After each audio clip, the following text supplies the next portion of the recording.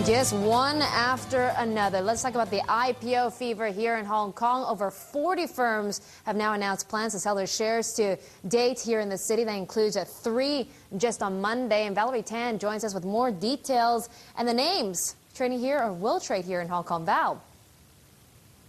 Well, Susan, the companies come from all sectors, mainly from consumer goods and companies that manufacture construction materials. But the number of IPOs announced to date in Hong Kong is actually 20% lower than the same period last year. Still, that's creating plenty of buzz in the market. The Hang Seng Index rallied 50% in the past 6 months, as you can see over there. And honestly, there are no shortage for buyers. There are no shortage of buyers for such stocks. We have inquiries from many mainland sources. They say they will pay 5% or even 10% premium to get the shares. So you know for sure that the speculators are on the hunt for these shares. It's almost a guarantee that the share will shoot up. And of the 3 IPOs announced yesterday, the biggest has got to be Metallurgical Corp of China. The Beijing-based company plans to sell as much as $2.5 billion of stocks. The biggest IPO Hong Kong has seen in the last 18 months. It wants to raise about $2.3 billion and use about half of that to fund its overseas metallurgical and mine construction projects. Nearly 2.9 billion shares are put up on sale, each costing about 80 cents per pop. Market watchers say the price is a little steep by commodity standards this year. Then again, manufacturing in China increased at the fastest pace in 16 months in August, driving up demand for metals. Susan? All right, Valerie. Thanks for that. Valerie Tan in Singapore. Let's talk to someone who says that there's probably no compelling reason to buy into these stocks. And we're joined by Marco Mack. He's the head of research at Tai Fook Securities. Good Tuesday to you, Marco. Good morning. So tell me about these non-compelling reasons to get into these IPOs that have been announced. You heard Francis Lund there that says that retail speculation has already begun. Well, in fact, I think IPO these days are not exciting. I think even you can see that there are some good issues in the Asia market, China construction, FIB securities. I think these are more interesting counters, I think.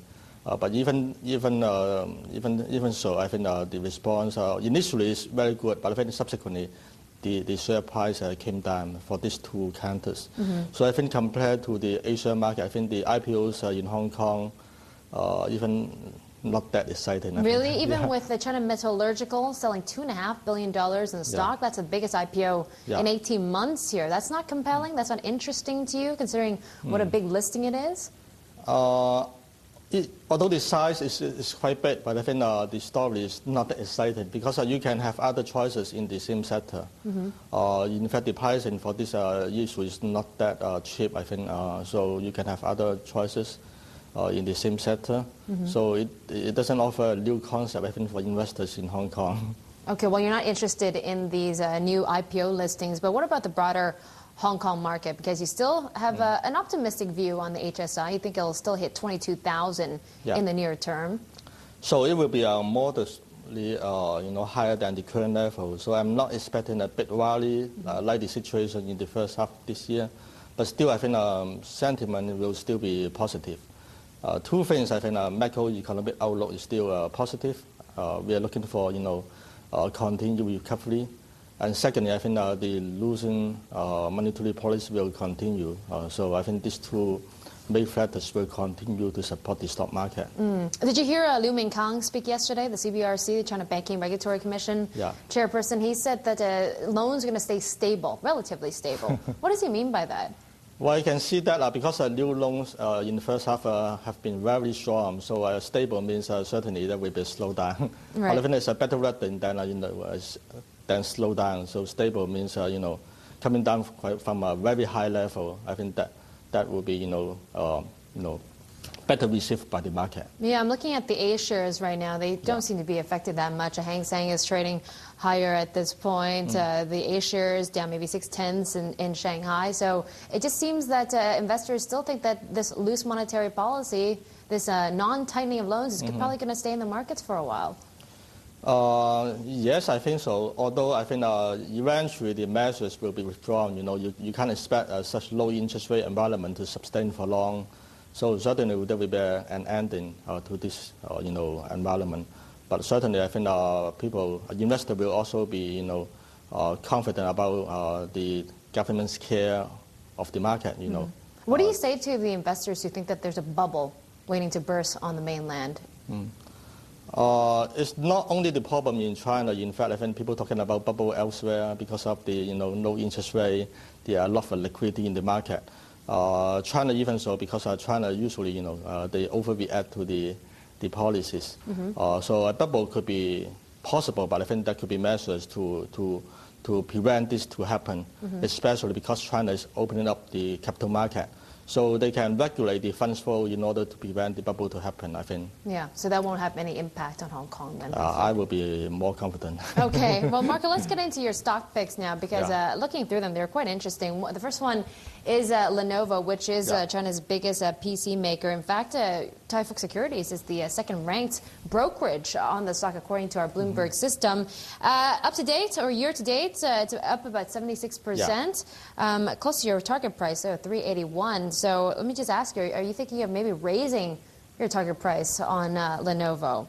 Yeah, probably. Longer term, I think the target price seems to be too conservative because we are looking, based on the coming earnings for the next 1 or 2 years.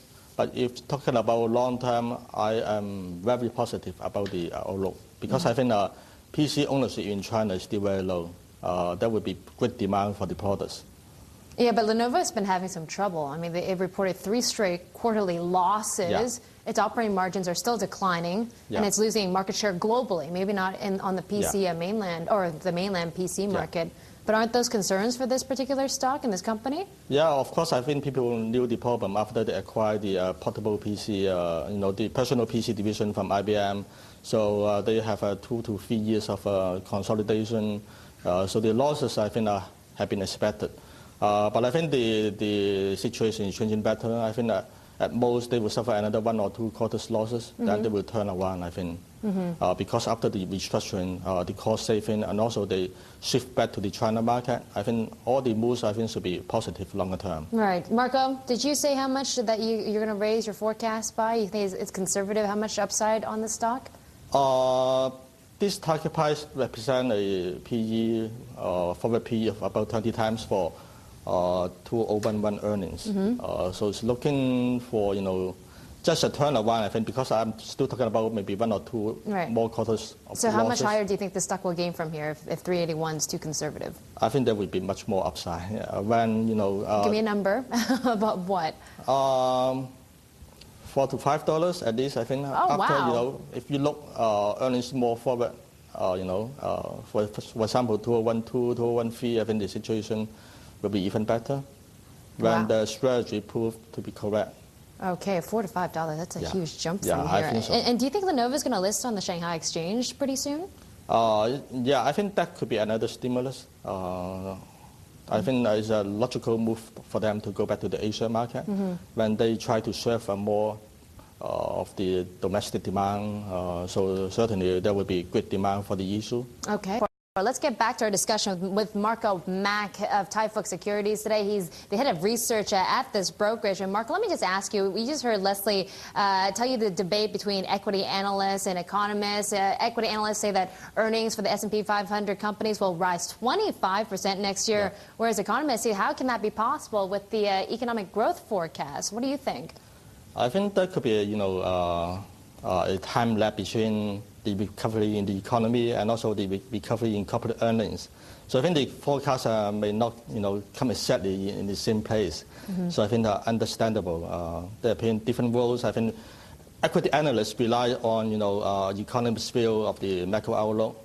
But eventually, I think we need to look back on the, industrial outlook and the corporate earnings outlook. Right. So I think we are doing different jobs, but, we are, helping each other. Yes, that's right. It is a partnership. Let me just ask you about the Bank of East Asia, because speaking of economic growth, I mean, this is one company that really relies on that, especially on the mainland. And you're recommending investors buy into this stock. Its shares have gained about 67% so far. Well, actually, it's up 84% year to date. Your recommendations have actually yielded 64% returns. But it's now overshot your price target of 26 Hong Kong dollars. So how much higher do you think the stock will go?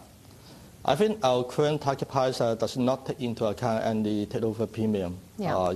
That Takeover premium? I think that something happened recently. For example, I think criteria, the Spanish bank become the largest shareholder. In fact, even larger than the Lee family. Although the Lee family may have many parties supporting them, but I think on the face of it, criteria holds now 9%. Is the largest shareholder. And another company, Guoco, is increasing the stake in BEA to 7%. So these are the two largest shareholders. Okay, but the target price is already above the 26 target price. It's already 28 or so. So, what's the upshot here of getting into it now?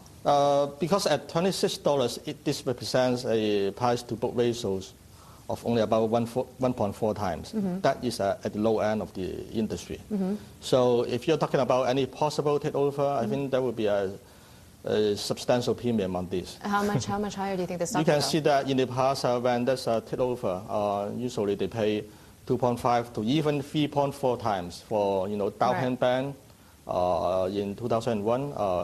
So the price could go 2 or 3 times even more. Is that what you're saying? If that is a takeover bid, certainly I think well above 2 times, no problem. Thank you for joining us, Marco Mack of Thai Fook Securities.